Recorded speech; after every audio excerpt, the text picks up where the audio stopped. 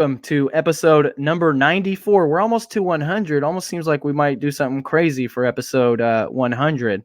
But we're here today with my man Quentin at FBA Hustle on Instagram to talk about retail arbitrage, wholesale, and just that journey that we all take from, wherever we got to where we are now and where we want to go to. What's up, Quentin? What's going on, Reezy, man? What's going on? It's been a little minute, man. I know we've been trying to hook up now for a couple of months, and schedules have been crazy and things like that. So I'm happy. Dude, everybody got a schedule, man. There's so much opportunity. If you don't have a schedule, that's the first pro tip of this episode right now. Write it down. If you don't have a schedule and it ain't packed, you played yourself, because there is so much opportunity in 2019 and beyond that, I just know if you don't have a schedule, you ain't doing shit with your life. Like, get a schedule. You schedule everything. Schedule your family time, your date nights, your time with your kids. Like, schedule everything, because it's the key to success is scheduling. Promise you that. But yeah, dude, I'm so happy to get you on the show. And it's, the beginning of fourth quarter right now, like it's only going to get busier. If I didn't get you in now, I would have to wait till January. That's that. Yeah, man. Dude, Q4, I can feel it, bro. Like Q4 is here, man. Oh, I'm getting excited, bro. That one, I mean, it ain't a Q4 flip yet, and I'm not going to blow it up yet, but that Monopoly game right now, man, that is, that one right there has got me like, okay, this is the beginning. That's the official first one. You know what I mean? Like, it's here, bro. I can feel it. It's here, man. We in. But let's talk about, before we get into the nitty gritty, give me the lowdown. Like, how long have you been selling full time for? Full time, it's been about a year now. It's been about 3 years since I've been introduced to Amazon and selling on Amazon. About 2 years ago is when I really got serious with it. Initially, when I first started, obviously you're gated and stuff, so I was just trying to sell whatever I could, which wasn't a lot, by the way. But 2.5. So what'd you start out with in the beginning? I started out mainly with video games, bro. Like, I really didn't understand books too much. And then I started watching some of your shit and then realized how to actually sell books. But initially it was mainly like video games and stuff like that, bro. Like, I didn't understand that I can sell used electronics. I didn't understand books and the profit and how all of that stuff worked. I didn't understand FBA versus, a merchant fulfilled. I was like, how the hell do I make a profit on this book? If I sell it merchant fulfilled, I'm not making anything. In fact, I may be losing money. You know what I mean? But then I understanding, utilize the prime bump. Yeah, all of that stuff. So mainly video games, some toys. I started selling like some watches and stuff like that because I was ungated in like jewelry and stuff like that. So yeah, man, I've been doing it now full time for about a year. Just recently moved into a warehouse that I'm actually in right now in March. Oh, congratulations. Yeah, bro. Appreciate it, man. Yeah. So how much did you sell last year on Amazon? Last year was about 330,000 last year. Awesome. Do you know approximately what percentage of that's profit? About 25 to 30%. Yeah, typical, pretty typical. A lot of if you're a seller, you probably expected a number in that range. If you're not a seller and you think that's too low, you need to check yourself, because, big businesses are built on much smaller margins than that, much, much smaller, 5%, 10%. People are out here spending $250,000 a month on products, and then they only making like 8%, but that's enough when you buy that much. Exactly. You know what I mean? Exactly. And Reezy, let me just say this as well, man. Like, we have to understand that we are a retail store, bro, online. You know what I mean? Like, when you think about like Walmart, Target, all these big box stores, you think they're making a huge percentage off of everything they sell? No, they're making a small percentage off of everything that they sell, which is a lot of shit. You know what I mean? So right. And then they make a little bit more on the Walmart brand stuff. Absolutely. So on their private label stuff, they may make a little bit more on that. But for the most part, they may make 10, 15, maybe 20% on it. Dude, you just made me think about some more stuff. Like, people are crying that it's only 20%. Oh, it's only 30% or whatever. But like, lo and behold, Walmart, probably the biggest company, that's not a data company on the planet, making money. They're operating on much slimmer margins. And then, Their private label, like you said, they make a little more. But guess what? You ain't thinking about this is that half of the stuff, maybe not half of it, but a good portion of stuff, especially the stuff they advertise to get you there, they make zero money on. That's called a loss leader. Absolutely. They got that just to get you in the door so that when you're there, you're like, oh, yeah, I do need some milk and some apples. And then let me get some antihistamine. You're like, wait, $12.99. Now I'm getting the Walmart antihistamine for $9.99. Exactly. And they'll also drop the price a few cents just to psychologically, get you in the door and make you think that, hey, I'm saving some damn money instead of going to Target, but really you're only saving a couple of cents. You know what I mean? Right. They got it down pat, bro. Psychology is a mother. Real quick, I just want to welcome all of the viewers that showed up. We got 93 people live. Please smash the like button, guys, if you appreciate mine and the guests' time here, giving knowledge away for free, giving you guys a glimpse into what it's like to be a full-time reseller. And we're going to go over a lot. We're going to talk about the journey to get to where Quentin's at, what his day-to-day looks like, all of this stuff. But I'm glad to have you guys here. Shout out to all the Reezy ninjas that are in the building. Team Reezy, I see. We got Aaron Forney. We got the Thriftologist. We got Jesus Zamora. We got Fat Elvis Goods. I love your name, Fat Elvis. Shout out to anybody that's in the reselling community. And I hate, definitely that, but a comma that doesn't have FBA or Amazon in their name. And I didn't mean to slight you on that one, Quentin, at all. But I've just been telling people this a lot. They just get started in trying to get in the community and their name is, FBA dude, FBA, whatever. And I'm going to tell you right now, if no one ever told you, all your names are running together.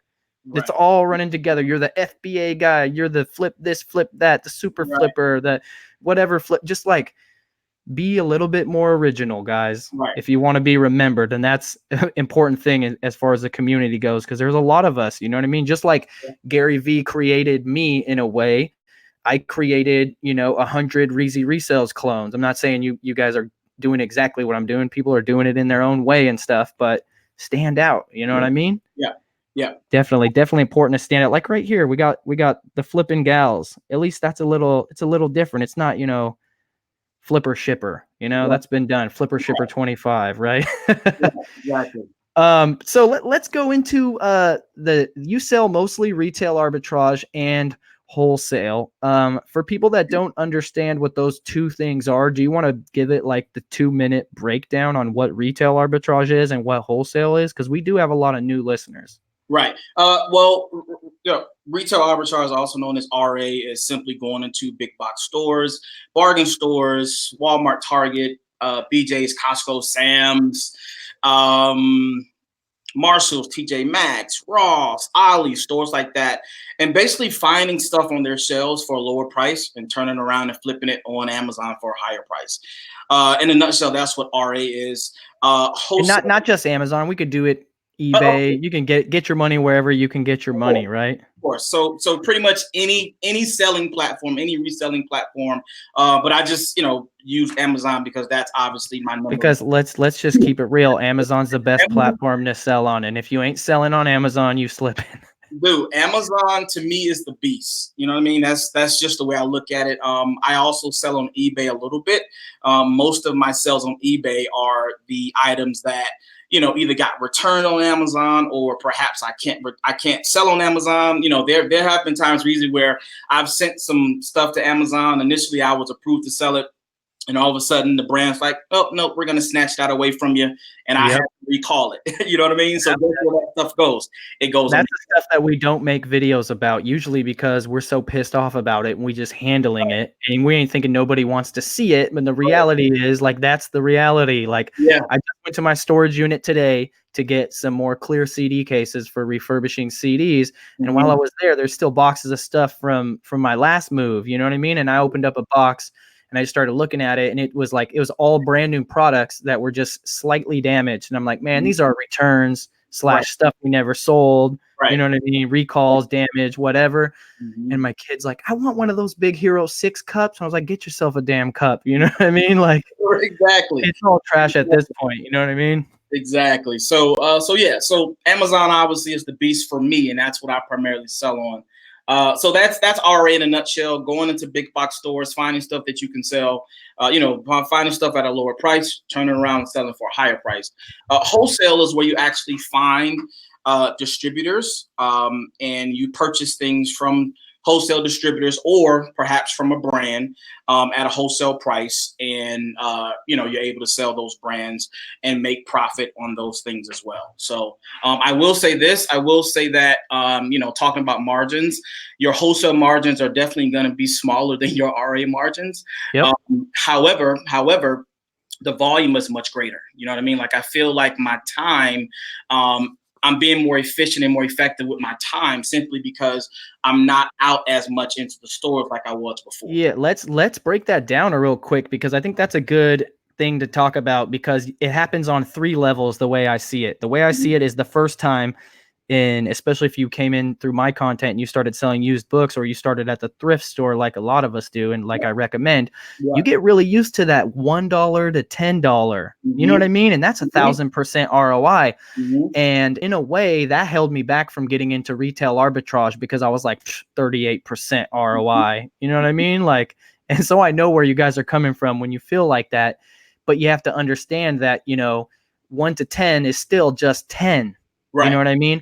38% on an $80 thing or whatever, that's a lot more actual dollars for my time. And then you have to really start thinking about how much, not this item, how much did I put in, how much did I get out? It's how much did I put time in, right? And then what came out, like regardless of the dollar value anyways, right. Yeah. And then like you're saying, that the wholesale is like the next level, to where you're like, okay, I'm spending 25 on a unit. I'm making $5 on a unit, but I sell 25 a day. Crazy. Right. And the time to pack them up was very little, because it was case packed, and maybe we just were like, we're making 5, we ain't going to sticker it because that's 20 cents an item. Let Amazon deal with the chump change, and let's move on. You know what I mean? And so your time is scaled, and that's where you need to get to, right? Because we all start out probably not. I don't think a lot of people don't, they're not coming into it with fat pockets and like big PhDs and like, well, I'm going to be a reseller. You probably started at the bottom. Yeah. But you got to level up. You don't have to stay at the bottom forever. Thrift margins are good. I understand that. But if you don't have a team, you might have to leave the thrift store at some point and start doing RA. And then again, if you don't have a team to systemize it, you have to decide, do you want to get a big old warehouse and have 5 guys running around buying stuff for you every day and processing it? Or do you want to do wholesale, which maybe you could still do in your garage or a much smaller space, or maybe you could process it all yourself because it's simpler, you know what I mean? And your time just becomes more and more valuable. Right. Yeah. I like to say, bro, like, I feel like RA is where you start. And this is just my personal opinion, Reezy. I feel like RA is where you start, but not where you stay. You know what I mean? Like, I feel 100%. Like, if you truly want to start to build like a very successful, solid business, I think that wholesale, I feel like you have to transition into wholesale at some point. It doesn't mean that you can't do RA anymore, because I still do it some as well. So I would say that my percentages, Reezy, is 90% wholesale, 10% RA.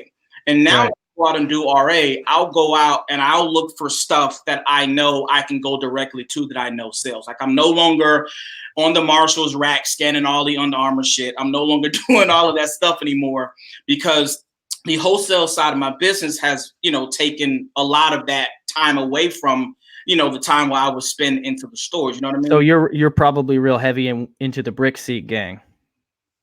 Yeah, well, no, not necessarily. Like. But what you said right now, what you mean is that when you go get stuff, you're targeting certain items. You know what you want to get, and you're just going to see if they have it, right? Or you already know they have it, and you're going to go pick it up. Right. So for instance, if if I go into a Target, or let's say I go into a Marshalls, and I see something, and I'll scan it. If it sells, if it checks out profit or whatever, sales rank or whatever, then I'll go to another Marshalls. I'll go to another Marshalls, go to another TJ Maxx, because they're the same company. You know what I mean? Like, stuff like that. Or perhaps I'll go look at like small appliances, like stuff like that. But like, as far as like the small tedious things that I used to go searching and seeking for, I no longer do that stuff, because the wholesale side of it has taken precedence over that. You know what I mean? Right. Real quick, what's your team look like? Is it just you, or do you have employees? I know you got a warehouse now. Yeah, it's just me right now, bro. Okay. No, I like it, man. I like it when it's just you. You know, you can count on the team. Yeah. I am looking at bringing on a few people now that we're heading into the holiday season. What area are you in, if you don't mind sharing? I'm in Atlanta. All right. Well, if you're watching this and you're in Atlanta and you want to intern with Quentin, maybe learn the game, maybe, you know, you got mutually beneficial things, slide through, learn from a pro. Quentin will get some of his inventory process. Maybe if you're good enough, maybe he'll bring you on the team. Definitely. Hit me up, man. Hit me up. We got a lot of people in here. I just want to acknowledge some people. We got some OGs. We got James Universe. What's up, James? We got Tristan talking about how replenishables are dope. Mm-hmm. We got Nick M. He's also about that wholesale life. Sir. We got the thriftologist throwing some love. But if you guys have any questions, put question in all capital letters so it's easy for me to see in the chat, and I'll throw it up on the screen with our fancy new software that we got going on. So really quick, go ahead. Let me I need to get a drink anyways. Let me say this really quick. So when I was doing RA, bro, like when that was my only thing that I was doing, my only business model, one thing that I found is that I would go out and I'll be out all day. Like literally I'll get up 7:30 and I'm out to maybe 7:30 at night, you know, looking for stuff, finding stuff, whatever. But here's what I found out, Reezy. It felt like a lot of shit in the store, bro. Like, you know what I mean? Like if I found like 10 items and shit, like at each store, I'm like, damn, this is a lot of stuff. And it seemed like a lot in the store. And of course, the customers who aren't buying as much, you're looking at your cart like, well, what the heck, you buying the whole damn store? Like, Right. giving you like these awkward looks, you know what I mean? Those Marshall carts are small though, bro. It's deceptive. Yeah, they are really small, bro.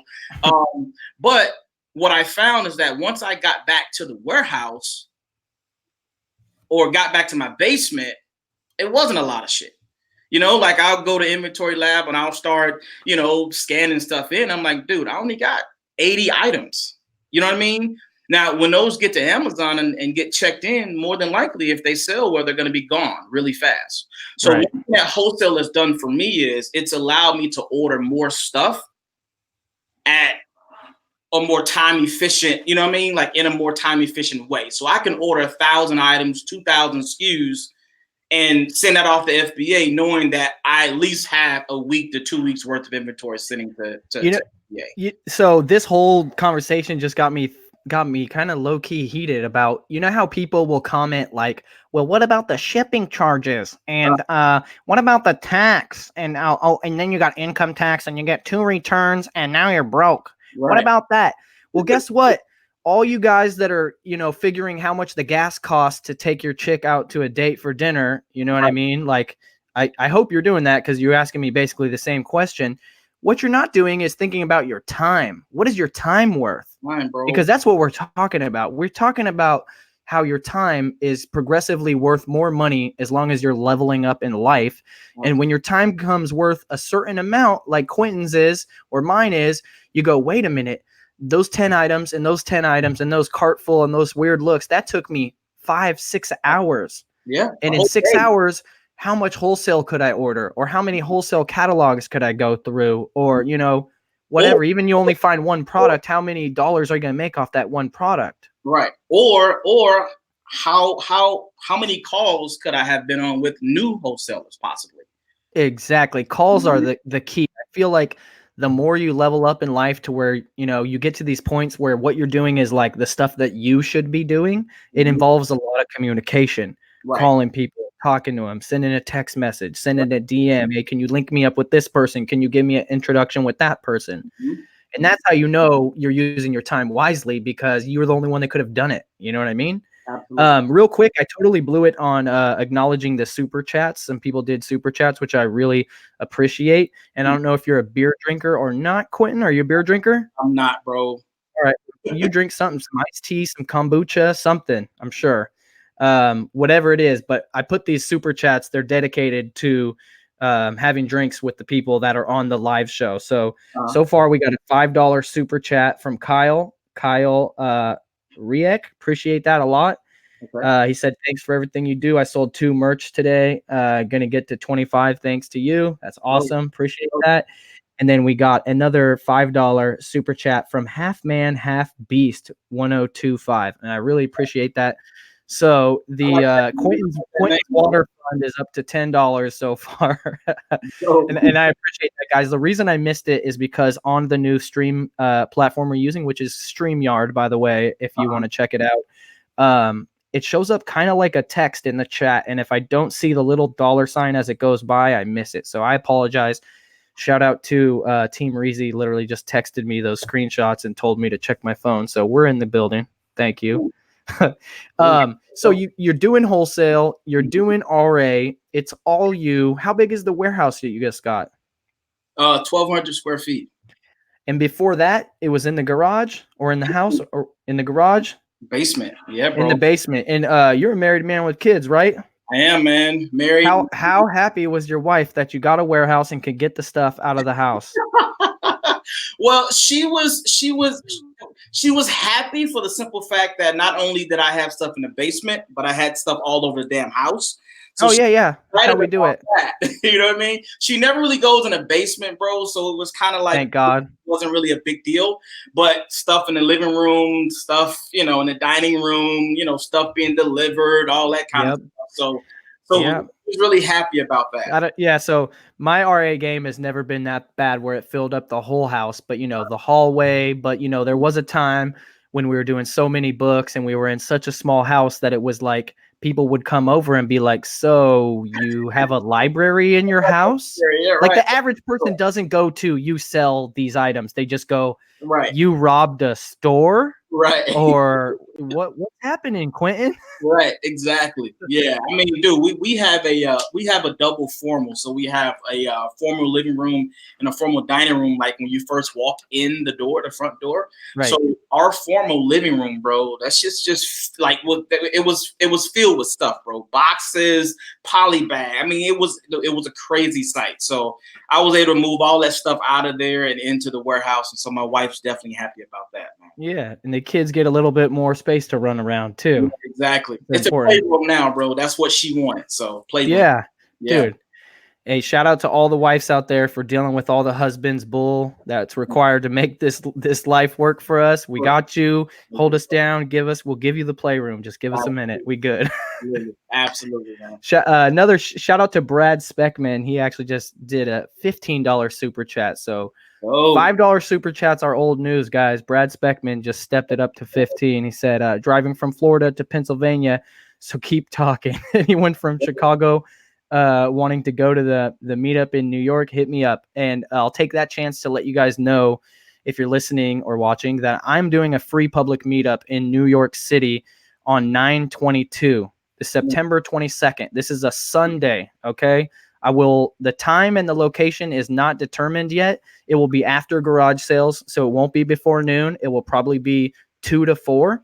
It will be near Brooklyn or Manhattan. It will be in a public area. We're going to do it guerrilla, which is the reason I haven't announced the location yet, because it's going to be one of those things where like you just got to watch, and then 30 minutes before, 40 minutes, I'll put it up, and then we're good, because we don't want to get ran out by the police. And so we got to keep it low key, because can you imagine? I don't know how many people are going to show up. It could be 25, it could be 50, it could be 100. That would be so hard for me to get a venue for everyone to meet in. So hopefully it doesn't rain or bring an umbrella. But 9/22, Sunday, September 22nd, Reezy meetup in New York City. If you can make it, that would be awesome. Wherever you're at. Some people are flying in, so y'all are crazy, but do what you got to do. You're a big deal, man. I'm a regular ass dude, but we're going to have some big deals there. And if you think I'm a big deal, I'll pretend to be a big deal. So I'm good at that. We got 157 people watching. I really appreciate all you guys watching right now. Absolutely. Please smash the like button. I don't know how many likes we have right now, but I'm guessing it's probably about a third of that, like 50-ish, as mathematics would tell me. But we're going to go into some more meaty stuff right now. We got Fat Elvis came with another $2 super chat. He's up in the game. Thank you very much. Appreciate that. Quit super chatting. Just don't do it anymore. It's taking all my time to announce them. Let's go. No, I'll do it all night. Let's So let's go into the journey. Like, it's nice now, right? You're good. You're full time. Yeah. Do you pay yourself a fixed salary? I do. Yeah. Can you share what that is if you don't mind? Yeah. So it's around like 6,500 a month. Okay. So pretty That's set. nice. And so that's the amount that you're putting in the bank, and then you also have to pay taxes out of that amount, or I guess you could pay out of your business if you want, but that would increase your income, and that's a never-ending train if you do it that way. Absolutely. Yeah. So that's good to know. Go ahead. Yeah, no, so pretty much what I do is I just, whatever my bills are, I try to make sure that I can at least handle my bills. And then I want to make sure that I continue to reinvest into my business as well. You know what I mean? Right. So, do you reinvest into your psychology by spending money at all? You know what I mean? Like, I learned this a while back. Like, working hard is great and saving money, but I forget who I learned it from, but it's like, yo, you got to spend some of your money so you can appreciate it and know that you do got it. Like, you may not got it like you want to have it, but a long time ago, there was a version of you that was like, man, the now version, you got it. You know what I mean? Yeah. So yeah, absolutely. to spend a little bit, let money go so that it's not as important as you think it is. You could get more. You know what I mean? Right. Yeah. Yeah. And I really think that that's the key to continuing what I'm doing or what we're doing. You know to continue to have an insane FBA hustle. Yeah, because if not, in my opinion, you're going to get burnt out, in my opinion, because really, you're just on that, that hamster running on that wheel. But if you never take time to do something nice for yourself or go buy yourself something or take your wife out or do whatever, then what are we really doing it for? Exactly. Right. Yeah. And that you could have 100,000 in the bank. People are doing this right now. Literally, you work 80 hours a week. You got 100,000 in the bank. You think you can't stop to appreciate life for a moment. But think about that older version of you that was like, you're rich, bro. That version of you that was a kid. You know what I mean? Like, you might be an adult now and 100,000 is not really a lot of money. And because at least when I was a kid, I thought that meant you were rich if you had 100,000 a year. Right. And but you could afford to do some shit. You can go on a vacation. You could go on a European trip. You could go to the movies every Friday if you want to. You know what I mean? You could eat organic food or have groceries delivered so you don't your wife doesn't have to go to the grocery store anymore. You know what I mean? Like, absolutely. Whatever it is, do those things because that will make you feel good. And it's like how religious people like pray and like they're grateful for stuff. They're continually like putting that back into their head. I'm grateful. I'm thankful. I appreciate this. Mm-hmm. And thank you for this opportunity, whoever you're thanking. But you reaffirm it in your own head by doing these good things. And even if you're not thinking about it, it's just psychological. It's like, yeah, I used to drink Pabst Blue Ribbon. Now I drink Sierra Nevada. You know what I mean? Or we get a bottle of wine when we go out for dinner, like something. Right. And it doesn't have to be anything massive either, bro. I just came back just yesterday from a fishing trip. I'm originally from Miami, bro. So I love water, love beach. And I'm a avid fisherman, man. So I just came back from Destin, Florida. It was about a 5.5 hour drive. So I left on Friday, again, leaving the warehouse, bro, leaving all this stuff behind. Sometimes that's like, dude, I don't want to leave it because if I leave it, then you know what I mean? You feel like you're going to fall behind. But, dude, I had to unplug for a few days, bro. Right. Go relax in Destin, Florida, man. I went out on the pier, had a good time. I posted on my Insta story dolphins and sea turtles and fish that I caught. Yep. You know what I mean? It's unplugging is so important. And I think most people probably think it means like unplug from the internet or like have no cell signal or whatever. And that might be you. You know what I mean? Maybe turn the phone off, put it in airplane mode. I'm an addict. I got to put it in airplane mode, throw it like 10 feet away from me. You know what I mean? But it doesn't necessarily mean I'm going somewhere where there's no internet or there's no signal. It might mean I'm away from the building, the warehouse. You know what I mean? And like, sorry, I can't do it. And even for myself, I know like on a daily basis, I will work all day, morning to sleep. I'll stand at my desk as soon as I get there and not go anywhere until it's done. So I know that at dinner time, I might need to have a glass of wine or a beer because once I drink a beer, I know I'm screwed. Like my productivity is down. You know what I mean? Like I'm not stickering stuff or whatever, which wouldn't be a problem, but I'm doing higher level stuff. And as soon as I drink a beer, I'm like, that's it. I'm clocked out. And I know that about myself. So I do it because it helps me to clock out. And that's important because my body gets tense because I just work so much, and trust me, I love money as much as the next person, but I've learned to love something else more. And that's called time. You know what I mean? Yeah. And I don't care how much money I'm making. If I have no time for myself in a day, no time for my family, it's not worth it. It's not. It's not. Again, what are we doing it for, bro? I'm doing it for that freedom, for that time to be able to enjoy that small getaway or, whatever it is. So, I mean, that's what I'm doing it for, bro. And I tell people all the time, like even when I do my meetups here in Atlanta, I tell people, listen, bro, like Amazon wasn't my dream growing up. Like Amazon wasn't even a thing when I grew up, right? So Amazon wasn't the dream for me. But it's what Amazon can provide for me that is the dream. You know what I mean? Right. I mean, the dream is subjective. That's why I think we call it the dream, the American dream or whatever. It's whatever you want. Whatever And I'm the same way as you, but it's taken me places. It took me to the place where I could kick back a little bit and focus on YouTube as an actual main thing, and now that's taken me to a place where maybe I could focus on the family channel a little bit and we can afford to travel and try and see if that will work as YouTube content for us. You know what I mean? It's just all about where it's taking you, what it can do for you. But I truly believe that reselling is the best way for the average person in America to realize their dream, because you could start with $0 off of Craigslist free, off Facebook Marketplace. You got Gary Vee got people dragging a free couch onto the subway in New York so that they could go flip it, right? If you want it, you can get it. You know what I mean? Absolutely. And from there, you can go to the thrift store. And from there, you can do books or retail arbitrage or wholesale or private label or become a YouTuber or a blogger or whatever it is. Mm-hmm. It's easier than it's ever been. Yeah. Way easier. Yeah, man. But see, I'm glad we're having this conversation because many people don't realize and understand that. Like a lot of people get so stuck in the 9 to 5, not realizing that they have a ton of options that are right there at their fingertips, bro, that they don't even recognize and realize. They're not even. It's literally at your fingertips. You're watching this video on it right now. It's called your phone. It's at you could do anything with it. Absolutely. Anything. Absolutely. Dude, the same thing happens though with reselling or with entrepreneurs in this culture of how entrepreneurism is glorified, like as if how rappers are or athletes back in the day or more so or whatever. Now entrepreneur is cool and I get it, but if you don't got it in your blood, you're not going to have it, and also people are real naive. They're like, yo, my passion's making money. And I'm like, bro, that's not a passion.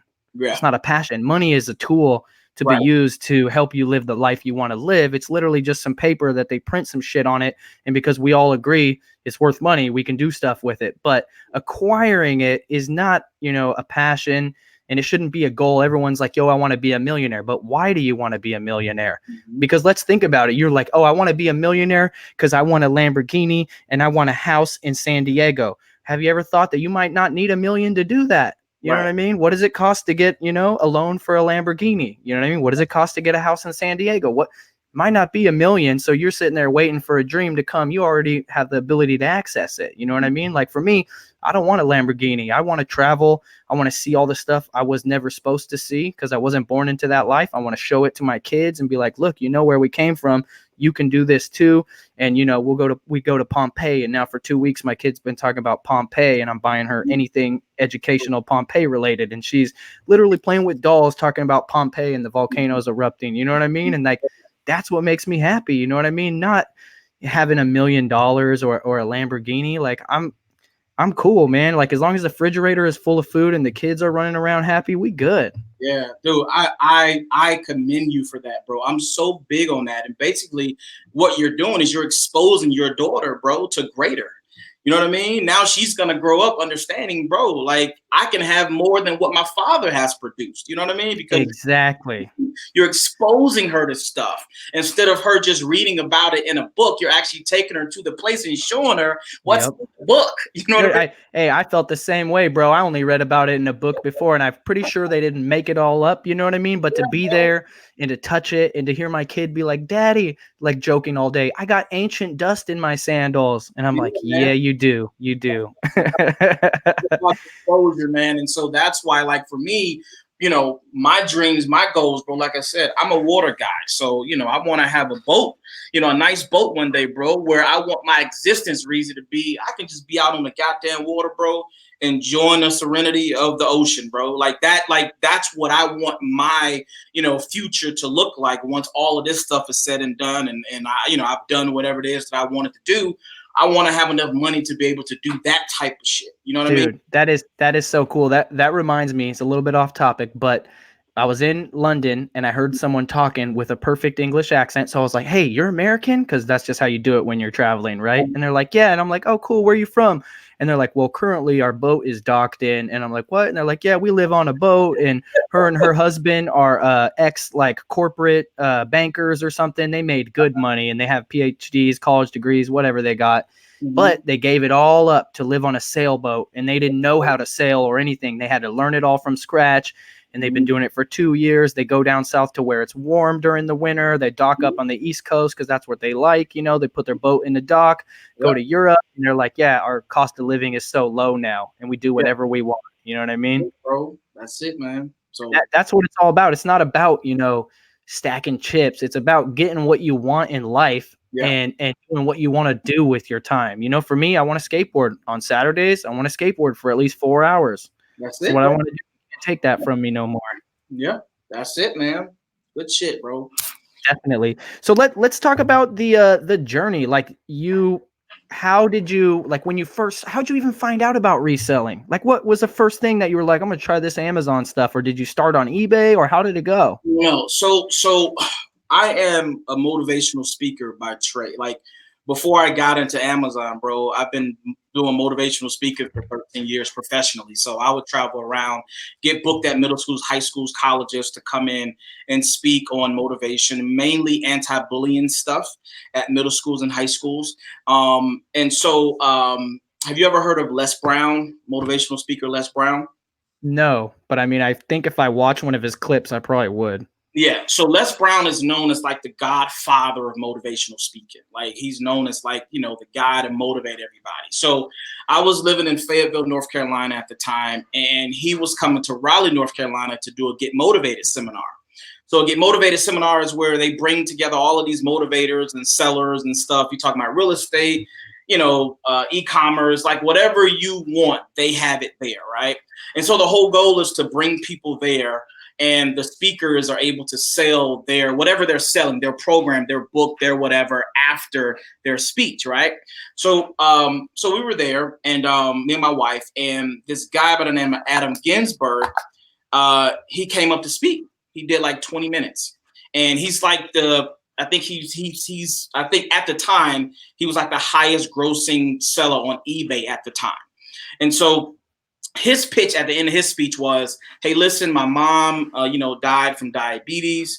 And so if you guys donate $47, all of the money, all of the proceeds are going to go towards diabetes research. And then that'll give you tickets to my free seminar tomorrow on e-commerce and selling online. So me and my wife, I looked at my wife and said, babe, you want to do it? I mean, it can't hurt. So we wrote a $47 check, took it to the back. Next day we went to a seminar at one of the local hotels. And at the time he was pitching eBay and Amazon. He had just started selling on Amazon. He had did like over $1 million wholesale on Amazon. But he had all this experience with eBay. And so that's how we got involved with the business, bro. Like that was my first introduction to reselling, Amazon platform, eBay. I didn't know anything about any of that.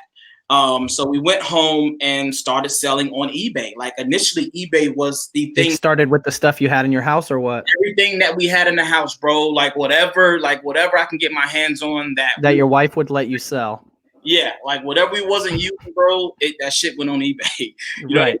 So started having some success with that, Dude, that's awesome. And it gave me two great subjects that I want to talk on right now. So one is go to seminars, guys. If you don't go to seminars, you don't go to business networking things, you don't go to things where you have to put bread up to get in the door, you are not playing the game right. Because I'm going to tell you, I've been to a lot of these seminars, and I don't always learn something. I think I usually learn at least one little thing, sometimes a couple big things or whatever.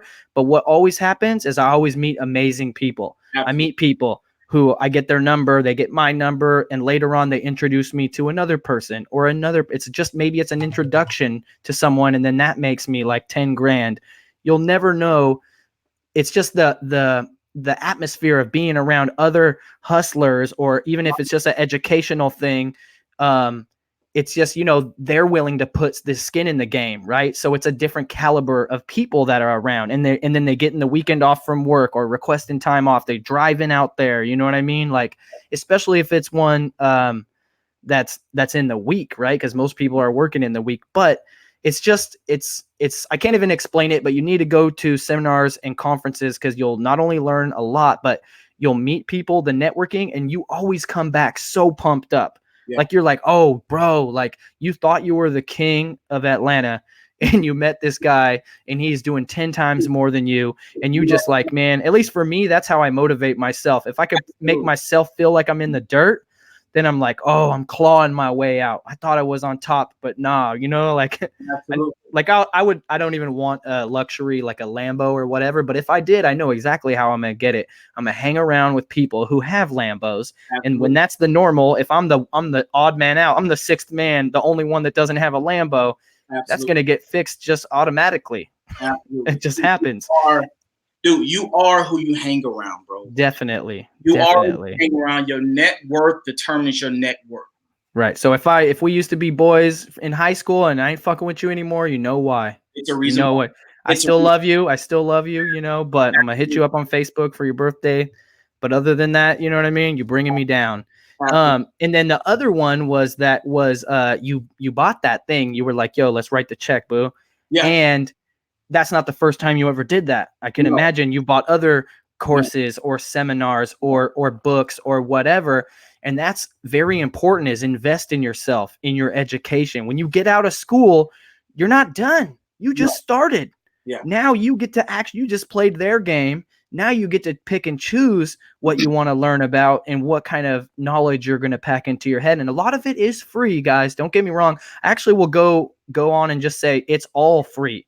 If you're willing to dig for it and you want it, it's all there. It's all on YouTube. It's all on Google. Everything you ever need to know. Absolutely. But the amount of time that you could save from, oh, hey, Quentin, your friend walked into your house and said, damn, did you rob the store? No, I do retail arbitrage. What? Yeah, for a living. It's your neighbor, maybe. That's why they don't know yet. Whatever. And they're like, whoa, really? I want to get into it. And they're like, yeah. You're like, oh, I do consulting. How much is it? It's $300 an hour, whatever it is.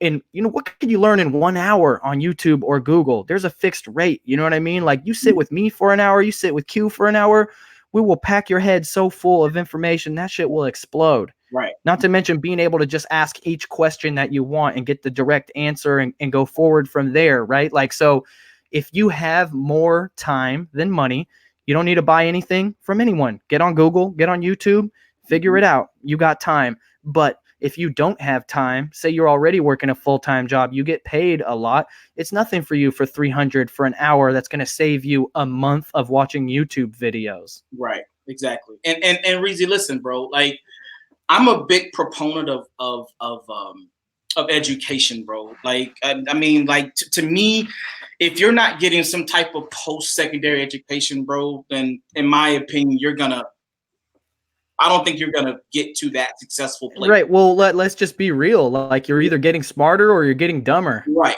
Exactly. You're like, like you're either working out or you're not working out. You're either getting pumped or you're getting dumped, like whatever it is, like. Right. But see, for me, Reezy, like, I believe in traditional education, bro, like your 4-year universities and colleges, right? But here's my problem with that, right? You're learning from a professor, and then you have to go out and you have to actually apply the shit, right? Yep. Now, if somebody was to sit with you and I for $300 an hour, you and I are going to give them straight line information on what to do. Like, there's no trying to figure it out. There's no, okay, let me take whatever I learned in the textbook and try to go apply. No. If you ask Reezy, how do you get started in selling books, bro? I guarantee you're going to give them straight line information and knowledge on how to start. I'll probably talk for 60 minutes straight after that. Exactly. You know what I mean? And so for me, I'm really big on, like, whatever you're trying to do, I believe in focusing on that education. So if you want to be a welder, bro, you need to go to a damn technical school, not to a 4-year university or college. You want to learn how to sell it online, you need to talk to somebody like you or I in order to get that type of knowledge in order to succeed. Yeah. You know what I mean? I just my shout out Willie T-Ball, my employee, one of my workers. He's a college student, one of my daughter's friend, but he was just telling me today after he got back from his first day of college over here, and he was like, man, they got a damn eBay class. And he was like, I guarantee that's a joke, bro. He's like, I learned so much from you. Like, that teacher probably doesn't even sell on eBay for a living, but they're out there teaching eBay. Like what? Like, what are you going to teach? You don't even sell on eBay. You just, here's the whole class. Did you know you could sell used stuff on eBay and make money? That's the whole thing. Class over. Right. Exactly. So learn. So for the listeners out there, bro, learn from somebody who's doing it, who's been there, done that, got a t-shirt. Yeah. Doing it or has done it. Exactly. And everybody needs a teacher. Everybody. I need a teacher. Everyone's my teacher. I call people like Gary Vee. I'm like, yo, you're my mentor. He didn't sign up for it, but he is. You know what I mean? And there's many of them. You know, like everybody can get taken to the next level. My friend has a daughter. She sings amazing, but she's never had any lessons. And I told him, I was like, yo, you need to get this kid lessons. I don't know if she needs lessons. I'm telling you, she needs lessons. Like everyone needs lessons, especially if you have a better start than most because you were blessed with some pipes. You know what I mean? And you don't have to know them personally either, though, Reezy. Like Damon John, the owner, the founder of Fubu, he's one of my mentors at a distance, bro. Like I've never met him before. I don't even know if I will ever meet him, right? But I have all of his literature, all of his books. I go on Google, I research, I study how he started, how he got to where he is. How did you get on Shark Tank? Why do you take the kind of deals you do? Why do you don't? You know what I mean? I learned, I study all of that. Dude, what is his book? Broke to, what's it called? I forget the title, but it's like The Power of Broke, and it's amazing. I love it. I love that book. Read that book, The Power of Broke by Damon John. I'll sum it up for you lightly, but it's basically, it says that, hey, people like Damon, people like me, I don't know your background too much, Quentin, but we learned how to do what we do from being broke out of necessity. And when your back is against the wall, when all your boats are burned, that is when you do your best work. And I know you might not think you've done this, but a lot of you have like written an entire 10-page college essay in one night. You know what I mean? That's like your best, you turned that best work on in that last night. You know what I mean? Right. And we're capable of it, but only if you know how to harness the power of broke, because once you're not broke, then it's difficult to harness that. And I struggle with this myself. I call it my financial thermostat. It's not as high. It's not high enough to make me want to work so much anymore. You know what I mean? So you got to learn how to raise it. But basically, you harness that power of broke, you could do anything as long as you, but it's a psychological thing. It also goes over his whole journey with Fubu and everything. And it's like, if you don't know his story, it's very inspirational. Those are actually my favorite stories to read, is stories of entrepreneurs that started in the mud, they got it out the mud, and now they're, on TV. You know what I mean? Like just crushing it. And the homeboy was like, he's like, man, I noticed everyone's wearing these hats, these certain kind of hats. So the bucket hats back in the day. And so then he goes and shows it to his grandma. Grandma's like, yo, we can make this. So they go to the fabric store, they get some fabric, they're making them. Soon enough, they're hiring, all the women in the street that can make them in the hood. And they got 10 sewing machines in the basement. You know what I mean? Grandma is making sure the sewing machine's all running. Everyone's sewing them up. Damon's packing them into a trash bag, going sell in the corner, selling them for $10 because it was a popular hat at the time. And everyone else was paying like, I think 30 for like a Kangol hat, maybe. Right. And then just from a connection to a connection to a connection, LL wears the hat in his music video. And that's pretty much how the start of it blowing up, then getting cheaper fabric, getting better sewing machines, outsourcing the production. But even before that, he was a hustler. I think he said like he didn't buy a car. His first car was a van that he bought, and he turned it into a bus system, and he provided better customer service than the local bus did. He would show up to your house to get you when you needed to get picked up. You know what I mean? He would charge less. Exactly. Yeah. But see, I think the greatest point for me, Reezy, in the power of broke is once we get to a certain level where we're not broke, we still have to operate as if we are. Yeah. We'll get complacent and we'll think, oh, we're up here. So the hustle has slowed down some. The grind has slowed down some. We're not as hungry as we used to be. But you have to be as hungry as you were when you first started, bro. Man, I feel like we're having a really good circular conversation because it brings it back to that point. How do you keep being inspired? You go to conferences, you meet people who are in the spot you were when you didn't have it. You feel their energy, you get it back. You know what I mean? You think you're not doing good or whatever. They're like, damn, you're killing it. You know what I mean? You're like, okay, yeah, maybe I am killing it, you know, but then you get their energy, and then being around people, listening to motivational stuff and inspirational stuff is huge. If you don't regularly put something in your ears, that these things connect directly to your brain, right? Your eyes and your ears, but the ears, I think, is more important, right?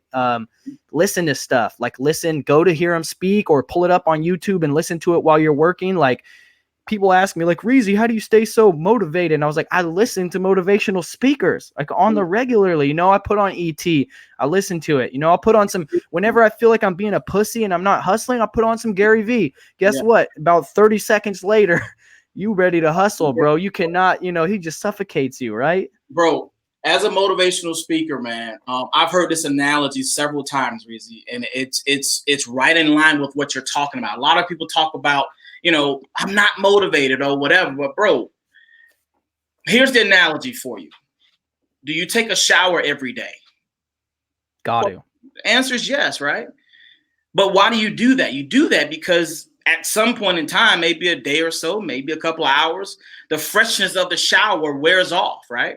Motivation is the same way, bro. Like, you have to get it every single day. If not, it's gonna wear off, and then you're gonna look back and say, dude, I'm not motivated. Well, when was the last time you listened to a Gary V? When's the last time you listened to an E? Yep. When's the last time you listened to it all wears off. I think that's a natural characteristic of us as humans. You know, like, same how I was saying, I'll work all day, I got to drink a beer so I can clock out. It wears off. Whatever it is, it wears off. You know, when they say absence makes the heart grow fonder for love, like, that's because that feeling of, like, you know, when you first started dating or you first got married, that kind of, it wears off. I'm not saying we don't appreciate you less, but just natural human nature, we just take it for granted. So every time I go on a business trip and I come back, you know, we might have been squabbling about something. Who knows? You're always arguing something with your wife. Go on a vacation for 2 days, you come back, or a business trip, there is no arguing. I'm happy to see you. I love you. Let's go on a date. You know what I mean? Like, it's because you appreciate it more when you take that break and you refresh it. That's like the shower right there on the love. You know what I mean? So I'm gonna share this tip with you guys. Almost every single day, I watch this video on YouTube by Joe Rogan. It's called "Be the Hero of Your Own Movie." It's only 1.5 minutes long, and I promise you, it gives me goosebumps every morning. And he's like, yo, if your life was a movie and you were the star of your movie, what would that person be doing? You know what I mean? Do that. You know what I mean? And you're not going to be like, well, played Xbox and watched Netflix. You know what I mean? That's not what the hero of your movie does. You know, if they made a movie about your life, what would the hero be doing? Do that. And I promise you, this clip will get you pumped up. Goosebumps every day.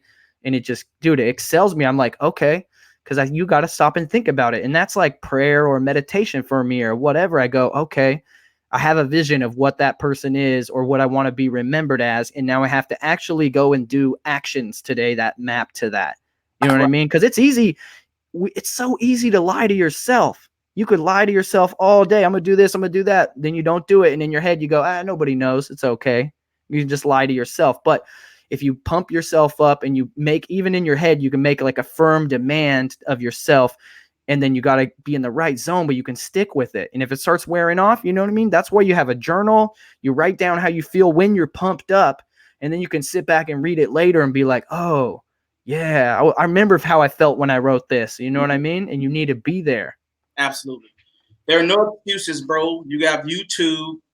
You can type in motivational talks, motivate, whatever. You can type that in, bro, and blast it while you're doing your stuff, while you're labeling packages, whatever you're doing, bro.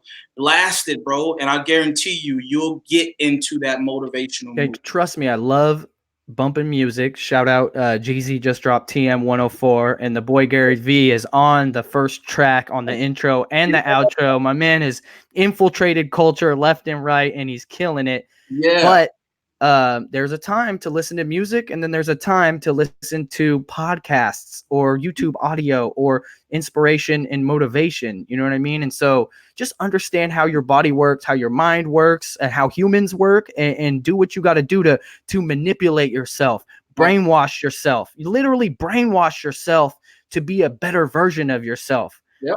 And that's how you do it. You know, there's this, no, it's a daily thing, and you got to keep moving forward and be firm to what you decide, but don't fool yourself. You brainwashing yourself. Absolutely. Shout out to Flippin' Dollars here, who came with the $20 super chat. He's actually in ATL, and he said he'll see you at the next meetup. Appreciate that, man. Sure. Reezy, let me say something really quick, bro. I want to go back to when I went to that seminar, that $47 that me and my wife paid. ROI you ever spent in your entire life. Yeah. I was willing to spend that $47 in hopes that whatever Adam was talking about was real. Like I was willing to take, I mean, it wasn't a huge risk, you know what I mean? But I was willing to go to the seminar, try something new and different to see if this is it. And when I say this is it, I'm the kind of person, Reezy, for my entire life, bro, I've been looking for something that will bring me the type of untapped potential that Amazon does. I've done a lot of shit. I feel the exact same way, man. I've done multi-level marketing businesses. I've done Amway. I've done Quick Star. I've done a whole bunch of stuff. My whole life, I knew because I think I was in like fifth grade when the AOL discs started coming out, you know, and then we're getting on the internet, and I was like, man, this internet thing is gonna be big. Yeah, this is how we're gonna do it. But I didn't know about it until I really found eBay and then Amazon. Right. You know what I mean? So, dude, I've just been searching and seeking and trying to find something that would give me. Now, again, as a professional speaker, bro, like, you know, it kind of gave me some, you know, potential to get out there and create my own.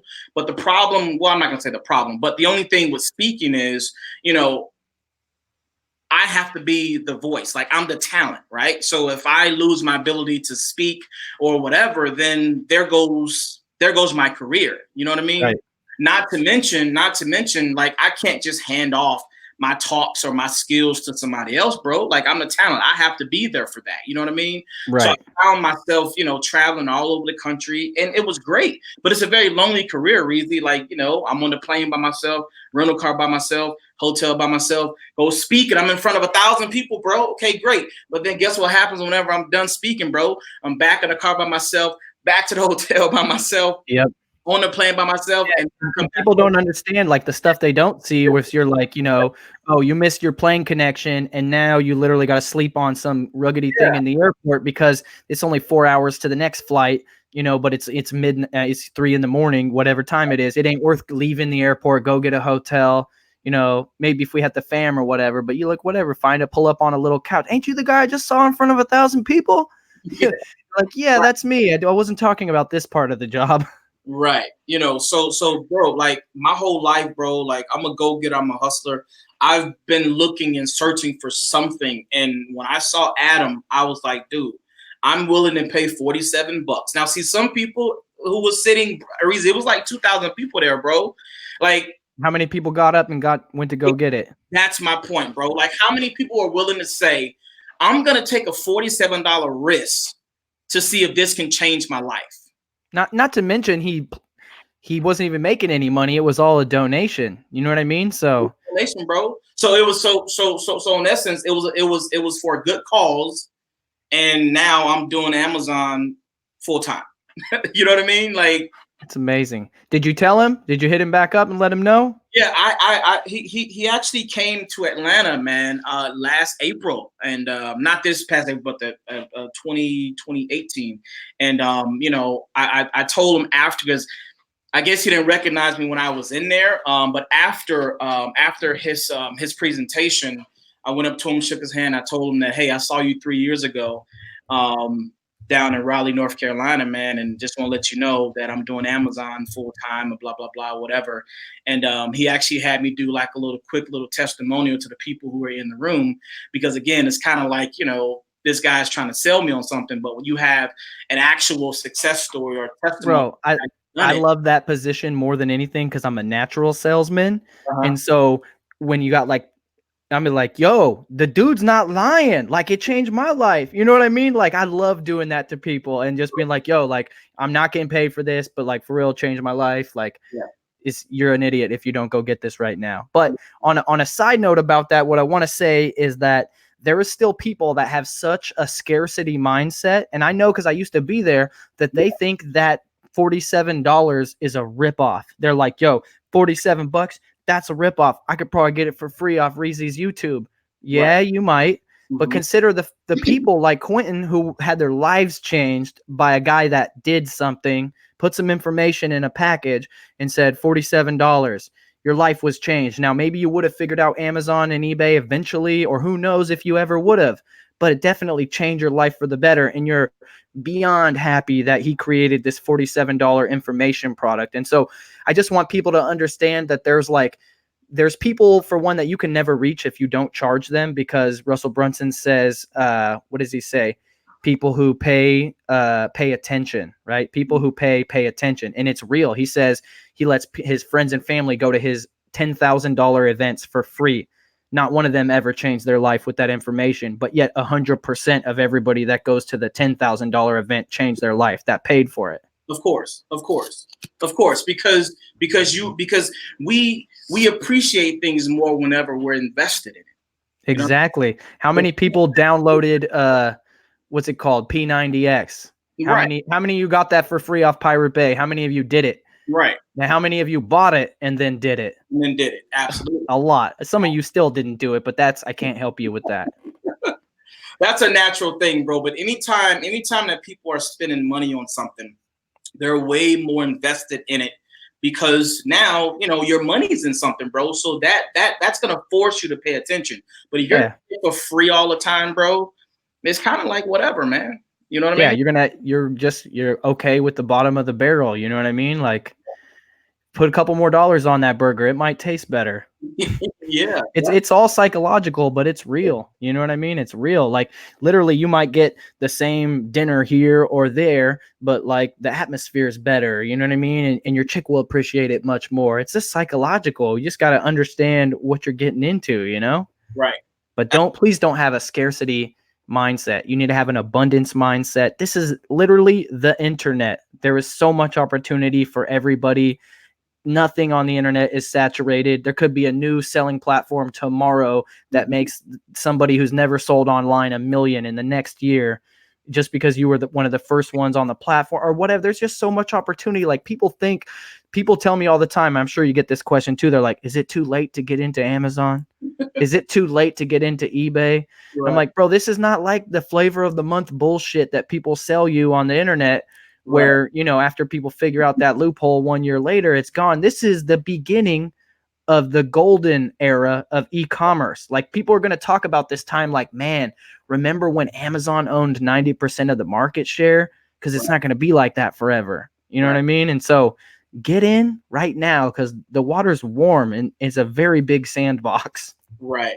Reezy, do you know why though? Like, it'll never be like that, bro, because there are a lot of people who will start this thing and fall off, bro. Oh, yeah. What did the statistics say? 99% or more of everyone that starts selling online will be done selling online in less than a year? I know a lot of people, man, who I started with or who I connected with on IG, who I don't hear or see from anymore, bro, who are no longer selling. You know what I mean? So there are a lot of people who are going to start stuff, and a lot of people who are going to quit it because, they just didn't have, me personally, either the right information or just that drive that it takes, bro. And for me, patience is a must, man. Like, you have to have patience with this thing. Like, you're not going to just blow up overnight,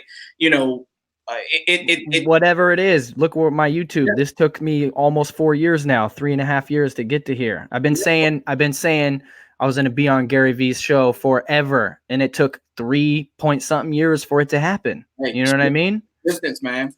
It's like, man, it's definitely not going to happen overnight, man. Just know that for real. But that's why I always tell people, I'm like, yo, this reselling shit, it's not hard, but it's hard work. You know what I mean? And that's why I really like it. Like, you said you were looking for what was going to work, what was going to work. As far as what works, this shit works. It is stupid easy. It is so stupid easy, but that doesn't mean that it's not hard work. And that's what I think drives most people away, because the average person would probably rather make, I don't know, 35, 40,000 a year and barely work at all in their job, where they get to sit there and watch YouTube for 40 hours a week, then work 50, 60 hours a week, for 85,000 a year. Right. They just don't, they think they want it, but they don't want it. When they get into it, they don't really want it. Like, people are still out here, I just want to play video games and smoke weed for a living. And I'm like, well, even if that's what you want to do, better start putting in your YouTube work, because there is people that smoke weed for a living on YouTube. I'm not even lying. Go look it up. There's like influencer celebrities, they getting flown out to smoke weed at pot conferences and shit, wherever it's legal. I don't know, but I can tell you for a fact that dude did not just make one video on Monday and blow up. Right. You know what I mean? He had to do his thing for a long time until people started taking, maybe you find out it's not your thing. You know what I mean? You're not funny as you thought you were. You know what I mean? You can't speak as well as you thought you could. Your ideas, they ain't as good as you thought. You know what I mean? So, but there is a way for everybody to make it using this internet. Most people are interested, but only a few are committed, man. Right. People are, oh, what do you do? Do you sell online? Yeah, I do. You know what I mean? But I want you to understand that it takes a lot of commitment in order to get to where I am, to get to where Reezy is, to get to where Amazon Lit is, to get to where Larry from Watch Me Amazon, to get to where some of the other resellers are, bro. It takes true commitment in order to really, really get to a certain level. And so if you're just interested but not committed, sorry to say, you're not really going to go far, bro. Like, this shit is real work, Reezy. I come into the warehouse, bro. Like, right now, my warehouse is 1,200 square feet. There's no climate control, bro. So it's hot as hell. And right now in Atlanta, it's really hot, bro. But I come in here every day, bust these pallets down, sticker everything, poly bag, whatever I got a poly bag, label everything, box it up. I mean, it's really, really hard work, bro. You know what I mean? It's like you were saying, like, they want to know, right? But I learned, because generally I'm a communicator, right? So I put my heart and soul into if you DM me, I give you my heart and soul in a question reply. Mm-hmm. If you ask me a question in real life, same thing, right? Mm-hmm. But I learned to understand people's limits. And so when they ask me what I do for a living, I don't go into it. I give them the lowbrow answer, because I want to see if they really want to know first. Because in less than 30 seconds, if I pour it on, their eyes are just going to gloss over and they ain't even listening anymore. Right. You know what I mean? And so you have to understand, do they really want to know, or do they was it just niceties? Like, some people really, they're not into it. Like, everyone says they want to do this, someday I'm going to do this. Someday I'm going to do that. Well, guess what? There's 7 days a week, and someday is not one of them. Right. You know what I mean? Like, you someday you're going to do this. Someday you're going to do that. But you go out and drink beer with your boys 3 nights a week for sure. Like, as if it was on a schedule. You know what I mean? You watch Netflix for 2 hours every night. You're playing Fortnite for 2 hours every night, but you can't put 30 minutes into listening to inspiration or motivation or learning a new hustle or trying to eat better food or have a better diet or meditate or something. Like, what is it about people that makes them think it's okay to just put 2 to 4 hours a day into entertainment every day, but not put any time into leveling themselves up? I don't understand that. Mm-hmm. Mm-hmm. Personal self-development, man. That's what it's all about. Yeah. If you do not read self-help books or business books, you are missing out. You don't even have to read them anymore. They read it to you. You could just listen to it while you're doing other stuff. Like, It's not as hard. Back in the day, we had to read books. Exactly. We don't even have to read them anymore. No, you don't, bro. You got Audible and some of these other platforms that'll read it to you, bro. Dude, everybody, it's all done for you. There's no secrets. Everything's been shared. Everybody knows everything. You Google is your mom, like Gary Vee says. All you got to do is just figure out what you're going to do and then do it. Do it. Absolutely, man. Who thought Nike had it all along? You know what I mean? Just do it. Damn, really? That's all it takes? Like, the difference between the people who are doing it and the people who aren't is that they're doing it. Right. That's literally it. You failed because you gave up. If you never give up, you can't fail. It's impossible. That's it, bro. That's where I am right now, man. That's where I am, bro. Didn't give up. And people don't understand that too, because I think I'm a skateboarder, right? So I grew up skateboarding. I know that I'm gonna fall, I'm gonna fail a lot. It took a year to learn how to ollie, just a ollie, another year to learn how to kickflip. Like, been in the game for 20 years. There's tricks I still can't do, but I'm gonna work for them. You know what I mean? But because of that, I welcome failure. I know that when I fail, I think about it. Why did I fail? I'm going to try it a little bit differently. And then I get back up, dust myself off, and try it again. But I don't pay any mind to that. It's like a warm blanket failure, actually, because I can learn from it. And then I can go back again and try it. But I think the average person, if they haven't had an adverse life that had forced them to overcome failures and stuff, they fail, 3 times, 5 times, 7 times, 9 times. They're done. They're never going to try anything again if they failed 9 times in a row, whatever it was, their dream. You know what I mean? But you got to learn how to keep going and how to learn from your failures, or at least learn that you really be self-aware to understand maybe you don't really want that dream. Yeah. And if we could bring it back to wholesale, bro, like, I can tell you this, Reezy, like if you're trying to get wholesale accounts from brands, bro, you're gonna hear a shitload of no's more than you're gonna hear yes. You know what I mean? Like, you get on the phone and call 100 wholesalers, bro, 100 brands, and you might get maybe 5 out of that 100, bro. Most of them are gonna tell you no, but I'm only looking for the ones that's gonna say yes. So do you have enough fortitude and strength to cut through all of the no's to get to that one yes? Right, because not to that one, to get to those 100 yeses. Right. Because you might need 100 suppliers. You don't know what you need. You need a catalog of products. Some are going to go up, some are going to go down. They're still your suppliers. Okay, we're selling this. Okay, we're not selling that anymore. But then next month, oh man, this is up again. We're buying that again. We're buying this again. You know what I mean? And this comment from Emerald City Picker really is the thing. You need to be very patient and persistent. What does that mean? That means you got to call in wholesale. You got to call people all day long, call 100 people to find 1 to 5 that might work with you. And then you got to do it again the next day. And you got to be patient enough to get that to an amount of suppliers that can fulfill your dream and help you do whatever you're trying to do with this money machine that is Amazon and reselling. Right. And patience doesn't mean don't act, though. Like, some people think I'm just going to be patient and I'm going to fall back. No, you still need to be very persistent in whatever it is that you're trying to do, but understand that patience is key. Right. I mean, I believe in the secret, you know what I mean? That to a point, you know what I mean? I feel like when you think about stuff, it happens more. You know what I mean? If you put yourself around it, it happens more. If you think you're going to win, you're more likely to win than if you thought you were going to lose. Like, I actually believe in that stuff. Yeah. But it doesn't mean, you just think you're going to be a millionaire every day and then you'll be a millionaire. You have to map actions that meet that. But I definitely believe having that affirmation in your head and staying positive it makes it easier. You know what I mean? Absolutely, bro. Absolutely, man. So if you guys have any more questions, hit me with some questions. We're probably going to sign off in the next 15 minutes, but I want to spend the next 15 minutes answering questions from you guys. We've been running for an hour and 12 minutes. If you appreciate Quentin's time, my time, if we've dropped some knowledge or inspired you in any way, please smash the like button. If you're watching after the live stream, drop a comment and let me know what part was your favorite part. Include a timestamp, and I go through the comments not every video, but every other video, every 3 videos, and I pick out a couple people and I send them some t-shirts. So I would appreciate that. Help me help you. I'll make some short form content out of those little highlights, send it over to Quentin. He'll look good. I'll look good.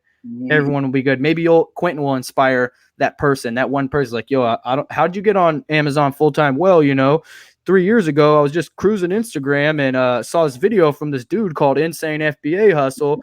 You know what I mean? And I just watched it and I was like, damn, that changed my life. You know what I mean? So you never know how we're going to come at you. But we appreciate everybody that's here watching. We got Leo Luciano. We got Xavier Ramirez. Fat Elvis Good still in the building. Balta Leon in the building, talking about perspective is everything. I spent a long time trying and finally had that light bulb moment. It's just moments in time. It is. Yeah. And those moments wear off. So remember them, write it down in your journal and go back to it, read it. Remember how you felt and how, because it's very important to understand how you work and then manipulate yourself, like in a good way, You know how this is another thing. People always like peer pressure. Peer pressure is good as long as your friends are good. Right, exactly. I love peer pressure when I'm hanging out with badasses. Yeah, absolutely, man. Now, if you're that guy that just keeps taking me to the bar, you know, that's not the kind of peer pressure that I want. Person to the curb, man. Yep. Let's see. So, how did you get off the daily RA grind and into wholesale from flipping dollars? Well, the first thing was I just made a decision, bro. Like I just realized that, RA for me is it was a good thing for what it means to an end. Yeah, like it was a good thing for me in that moment in time. But then I realized that I have to add more. If I really want to grow my business, I need to add more inventory to my inventory palette. And I just felt like RA, there was like this plateau that I hit that I realized, bro, I really need to figure out this wholesale aspect of Amazon so I can start, number one, getting some more inventory in. That's number one. Number two, being more efficient with my time. I think for me, when I got to a place where I realized that my time is more valuable, and right now, it's just me, and for me to be out, in these stores and online and things like literally that, in the streets, hours, bro, in the streets all day. Not only was it taking a toll on my car, it was also taking a toll on my body. You know what I mean? And so I realized, hey, I need to be more efficient, more effective with my time. And so I started looking into wholesale. Shout out to Amazon Lit, Eric and Sebastian. They've been just great mentors of mine, bro, like more than they would ever know. Had a chance to meet those guys at the last ASD in July.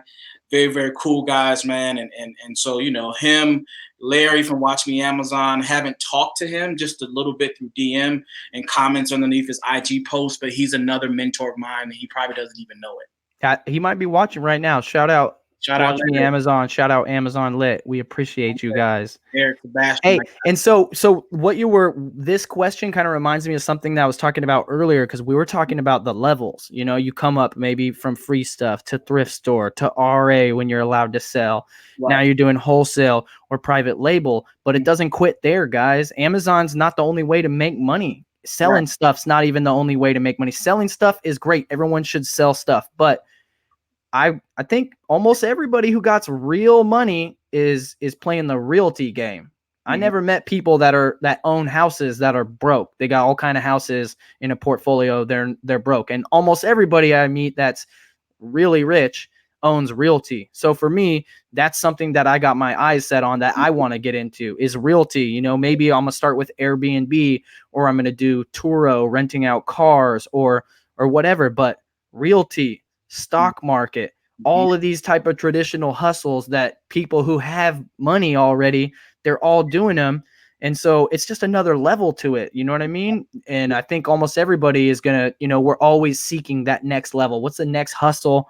Mm-hmm. What kind of game can I play now that I have more chips? You know what I mean? Right. For me, Reezy, it's commercial real estate that I want to get into at some point in time. Different plazas and things like that, where that you're going to get your rent money from the people who are renting out because they're doing it for the same reason you're doing it, is to get money, not just because they have to. And you probably deal with a lot less crackhead commercial renters, tenants than realty. Right, exactly. So definitely. Yeah, no, that's big. My boy David Chung, big bulk bookseller, Dream Books. He owns his warehouse, I believe. And for him, that's like a huge asset for him. And he's like, yo, no matter what, I own this warehouse now. You know what I mean? Maybe I won't be selling books forever. Right. Maybe I'll sell the business to someone else contingent on the fact that they keep renting from me. Mm-hmm. And running a business is so much different than renting out a building, right? Because your gross might be much less, but your profit could be higher.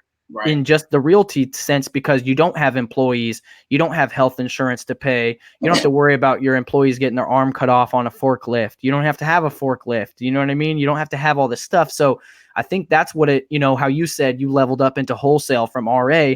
I think that's what realty and stock market and all that stuff is about, is like, how can you make your money work for you without you having to work for it, like while you're asleep, literally, and with a lot less moving pieces, because that you have to come into play. Like yourself right now, you're doing all the work.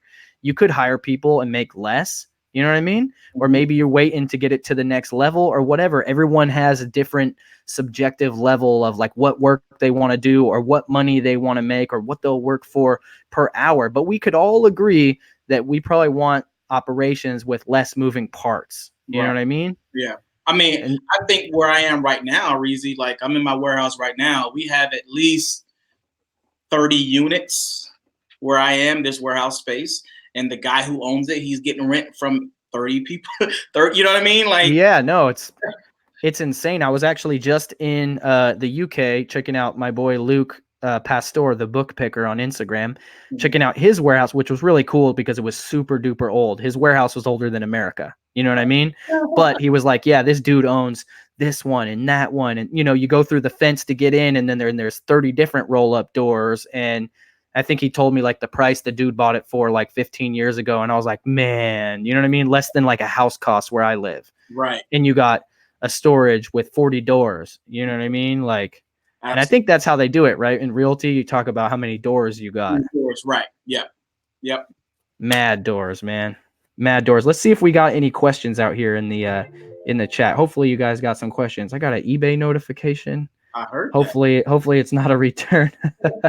We got the question. Yeah, and we got another super chat for $19.99 from Resell Ant. Really, really appreciate that. Sorry that I missed it until now. But let's go into here. Let's go in from the real Jasma. I'm assuming this is a girl. A guy? That's my guy, man. All right. I thought sorry for gender assuming. No, yeah. I was born in the 80s. No, he does a lot of volume, man. Nice. He wants to know how many SKUs you got. How many SKUs? I'm sure that's a wholesale question. He's just asking how many different wholesale SKUs. I mean, if you're listening and you don't know what a SKU is, it means stock keeping unit. And so every unique product that you have has a SKU, whether you made it or not. Right. And it's just a general term. It means how many different kinds of items are you carrying or currently selling? Right. Right now, I'm at about 60 because of the wholesale space that I'm in. Obviously, when I was doing RA, I have over 3,200 because I've had so many different type of products. But now with the replenishables, I'm right at about 60 that I can just reorder over and over again. Nice, but you don't just reorder blindly, right? You got to check. Of course not. What's the profit at now? Yeah. What was it at last week? Yeah, and dude, wholesale is very fluid, bro. Something I learned from Larry from watching me Amazon, I didn't quite understand. I was listening to a podcast he did, and he said that he only orders about 30 to 45 days worth of inventory because you have no idea what that inventory is going to do within that month. You know what I mean? The price can tank. You can have a big seller come in, it drops the price, which, decreases your profit. Anything could happen within that month and a half. And I really didn't understand what he was saying until I really got into wholesale very, very deep. And so before I reorder anything, I don't just blindly do it. I research it, because something might have happened to it. You know what I mean? Somebody probably came in, tanked the price. Now the price has gone from $17.99 to $14.99. Well, that's a $3 profit, bro. You know what I mean? So I make sure that whatever I reorder, whatever I'm going to replenish, I make sure that that's a go before I just, I don't just reorder it blindly. No. Yeah, it's super duper important. And a lot of times people will ask me, they'll be like, hey, Reezy, I know I'm getting this from my wholesaler for this price. How can they make money on this at this price? And there's a couple things. For one, they could have negotiated a better deal than you. Maybe they buy more. They negotiated a better deal. They took their supplier out to dinner, sent him a bottle of wine. Now they're getting the best deal that they could get, right? The other thing is they might have already made their money on that product. If you buy 1,000 of a product and you make $5 on the first half of it, you could afford to sell the other half for a $4 loss still and still make a dollar profit on the first 500 units for just for the example, 500 profit total or whatever. And so people don't understand that you scale in, you scale out. You know what I mean? It's kind of like the stock market. Right. And also too, Reezy, let me just say, almost everything that I purchase, whether it's from a distributor or a brand, I always negotiate price. Like, I want people to understand, who's listening, who's watching, who are looking to get into wholesale. Don't just accept or think that the price list that they send you or the catalog that they send you, that those prices are concrete. Money talks. So if you're spending, a certain amount, or if if their MOQ is 100 units, and you purchase 250, or you purchase 500, a lot of times they're willing to decrease that price for you because you're buying a certain amount, either a dollar amount or a quantity amount. So for me, a lot of times when I order stuff, the prices that they originally send me is normally the prices that would be the price if I was buying the minimum. But I normally always negotiate price almost every time. Right. And on top of that, you probably definitely have to learn to recognize the velocity of an item more than the price that you're getting at, because you have to understand that it's not just like, nope, can't make money on that. Nope, can't make money on that. It's more like, does this sell? Does this sell? Damn, this one sells. And then you look at the price and they're like, but we're only going to make $1 at that price. Let's highlight it. And we're going to call them and ask them, what if I buy 10,000? What if I buy, whatever? Maybe you don't even you just ask for a deal. You don't even have to do anything. Just ask. You know what I mean? It doesn't hurt to ask. Absolutely. They're going to send you their retail prices, bro. Like, you know what I mean? Like, that's what they're going to send you. But again, being a smart businessman, a smart businesswoman, just understand the power of negotiation. Hey, can I get it at this price? So normally what I'll do, I give you guys just, a quick little secret of what I do. So I'll have a spreadsheet, Reezy, and I'll have their price, whatever their price is. And then I will highlight a column in yellow right next to it. And I'll say my asking price. And then I'll get, and then the next column will be in green, and that'll be their best price. So that's what they'll send me back. So whatever their original price was, and then I have a column right next to it in yellow. Hey, this is my asking price. And then they'll send me back the column in green. This is my best price. And right. And they're seeing the columns and they're filling it out for you and sending it back to you. It's a real human thing, a real communication thing. Super important. We got a question here, and I'm going to address this one real quick from Xavier Ramirez. Says, hey, Reezy, what's your take on OA, RA, and suspensions due to not having invoices or brand authorization? Is this a real risk to consider? So the answer is yes, it is a real risk, but I don't want you to be scared. Right. What you have to understand is that Amazon's always a risk. We're playing in Jeff's sandbox, and it's a highly automated sandbox. So you're going to get hit with some ABS all the time. That stands for Amazon bullshit. It happens all the time. Just like last week, everyone was like, well, I'm ungated in Nike. No, you're not. It was just some Amazon bullshit. You know what I mean? It's not your birthday. Calm down. Yeah. But this one is commonly misunderstood by people. A lot of people think that you need an invoice or approval from a brand to sell their product. You don't. If Amazon says you can sell it, right? You can list it, you can sell it, you can sell it. Now, does that mean that you can't get an inauthentic claim? No, you can get one. A customer can easily, and probably just because they didn't want to pay return shipping, they bought the shoes, it didn't fit them, or they didn't like the way they look, so they put it in the box, and then they went to click what's the reason. They didn't want to click order wrong size because that means they might have to pay return shipping. Right. So they click the option that means it's not my fault. They choose defective. And because Amazon's so automated, now you have to deal with that. Now, for me, fortunately, and probably for Q, our accounts are at a level where that's not a big deal anymore. I don't even have to do anything. I just get an email. I don't even have to do it. Don't lose the privileges to sell or to sell that brand or product. It's not a big deal. I probably get one a week. It's not a big deal. But if you're a brand new seller and you get one on your first sale, your first 5 sales, you sell only 10 things a month, you get 6 of them, that's going to be a big deal. And you got to work on, I wouldn't recommend going straight into selling the brand name stuff. But the other thing is keep all your receipts. If the receipt, here's another thing a lot of people don't know. If your receipt doesn't say the product name and the UPC on the receipt, it's worthless, right? Stores like Marshall's, store like Ross, where it doesn't say the product name on the receipt, you have to go a step further. So when we buy shoes from Marshall's, I take a photograph of every shoe of one model and style, right? For one shoe. So it's the picture of the shoe on the box. You could clearly see the box and the shoe are brand new, has the Marshall's tag still attached to the shoe, and the photo's a high enough resolution that you can read the number on the Marshall's tag, because guess what? That number matches the receipt. And so when you submit to Amazon for an authentic claim, you don't just submit the receipt, you submit the picture as well. And all in a one form that you make in Photoshop, because Amazon's too lazy to look at two pictures. You circle the number on the receipt, you circle the number on the tag in red, draw a line to connect them both, and maybe put the ASIN on there and the Amazon page and everything. It's an open shut case, done deal. But if you don't have that, you can't prove it. And so it's very important. But a lot of people are spreading. So like people, I'm glad you asked the question, Xavier, because a lot of people just blindly take what they heard on Facebook or wherever they heard it, and then they just run around saying, you're going to get suspended if you sell RA items. You're going to get suspended. Right. You could get suspended, but as long as you track stuff and you're good with it, you'll be fine. Now, there's one situation that's particularly sticky, and that is getting new stuff at the thrift store. You got it brand new at the thrift store.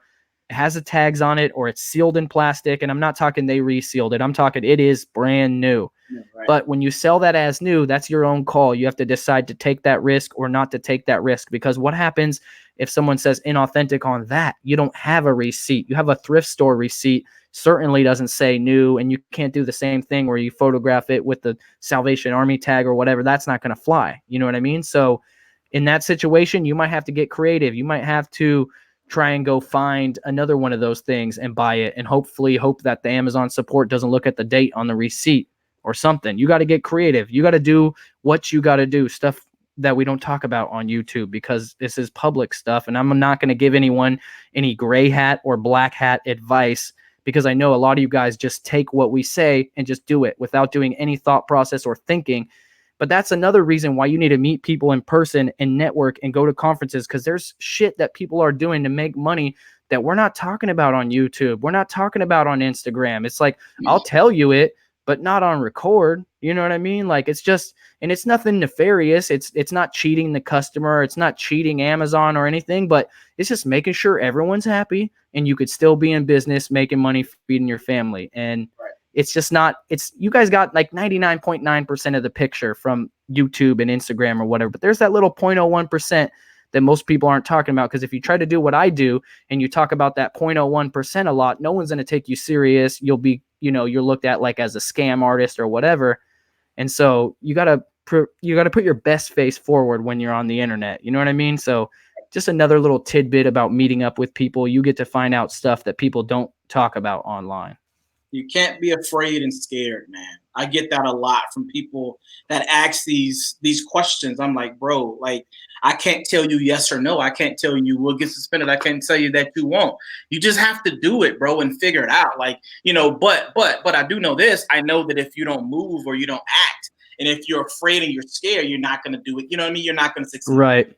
You know, that's good, because what's the risk of, you know, there's a risk, right? But what's the upside? Like, people are really afraid to take risk, but then they don't think about the upside. And when those ratios are lined up, that's when you should roll the dice or ante up or whatever. You know, it's like, okay, sure, sitting at your home is not risky, and it's comfortable. You know what I mean? But what's the upside? Nothing. You sat at home. You didn't do anything. Like, I just went to Italy for 2 weeks, and I'm not trying to like put it in people's faces, but it was, I mean, not super risky, but it was cost a lot, and there was a lot of uncomfortable moments. I stayed in 5 different places. Some of the beds weren't the best. You know what I mean? Mm-hmm. I was arguing with my wife, and we're on a trip, and it's just like, whatever. It's 104 degrees, Italian summer. And I had a moment where I was like, man, I wish I was at home. I wish I was at home in my comfortable ass bed with my fridge full of food, not getting ripped off. And then I thought about it to myself, and I was like, Reezy, you're being a bitch right now. You're being a straight bitch. Being at home would be hella comfortable, but guess what? Guess what happens when you're at home? You know exactly what happens at home. It's everything you expect. Right. It's none of this amazing X factor. And that's where you want to position your life to be at. Yeah. You want to be uncomfortable. You want to be comfortable with being uncomfortable and know that that's where all the good shit is. That's why it's good shit, because it's uncomfortable to get it, and not everyone's going to do it. If not everybody, then you got it right, man. Dude, whenever you're working out, your muscles grow the most when you're uncomfortable. You know what I mean? Yeah, the last 3 reps. Dude, you can do 10 reps easy, but those last 2 or 3 or 4 where you're struggling, where you're uncomfortable, that's where the real growth takes place, man. And that's just life in general, bro. Real growth is right beyond your comfort zone. And most of us, we want to stay in it, but we want the rewards outside of it. It doesn't work that way. All right. Everybody wants to be an overnight success. Absolutely. No one, even, and I get it, right? Like I had a video, it went viral and I got my 100K YouTube plaque or whatever. My grandma calls me up. She's like, "Grandson, you're a millionaire?" And I was like, "No, grandma, I ain't a millionaire, but like, I'm glad you recognize my success now. 99,000 subscribers wasn't good, grandma, but 105 is. Okay, I get it. You know what I mean? They're headline readers. You know what I mean? Right. Absolutely, man. Dude, look, I don't want to take too much of your time. We've been out here rapping for an hour and a half. I really appreciate the time that we've had. We got to do this again, man.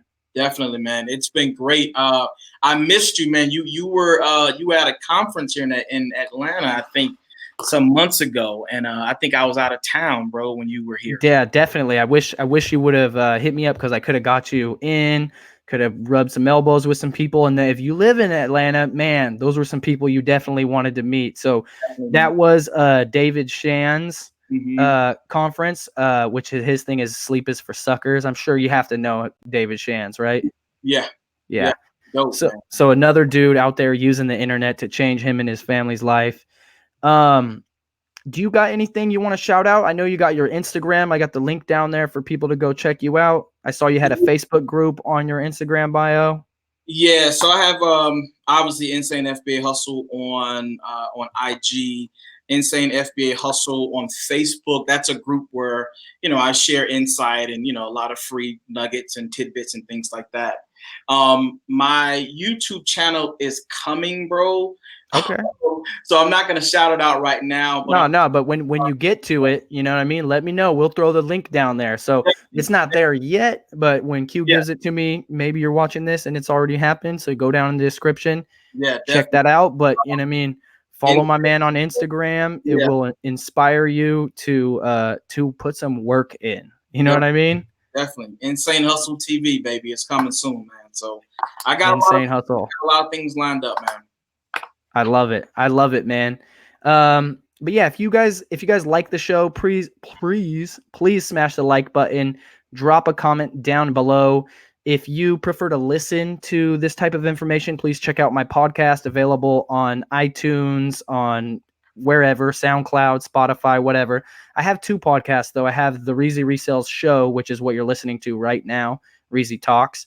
And then also I have one called Ask Reezy, where I just answer questions. It's literally, I use it to answer my DMs with my voice. So it's like straight to the punch. It's a little dry, but good information and good insight, but a lot less organic than this, where we have no real set plan and we actually have some genuine conversation. And like I said, I really, really appreciate your time. If you guys somehow manage to make it an hour and a half and you still don't know what we're talking about, go to my website, reezyresells.com. I made a free intro to Amazon course. It'll take you 2 to 4 hours to consume. And after that, I don't have to give you the intro talk. We can start talking business. You'll know, the difference between this and the difference between that and what's wholesale or private label or RA or whatever. You'll know what's possible and what you want to do and where you need to start. So go grab that. And other than that, we got a thing we say here around at the end. You know what it is? Yes, sir. If you ain't flipping, you definitely slipping, bro. You slipping. Don't be slipping. Thank you so much, Quentin. Thank you, man. I appreciate it, brother. Now if I could figure out how to end this video. That's the only problem. I don't remember how to end the video. So I think I just press leave studio or hold up. Here we go. End broadcast. Peace out, guys. It's a little rough. I'll figure it out. Dope. You want me to stay on or you want me to leave?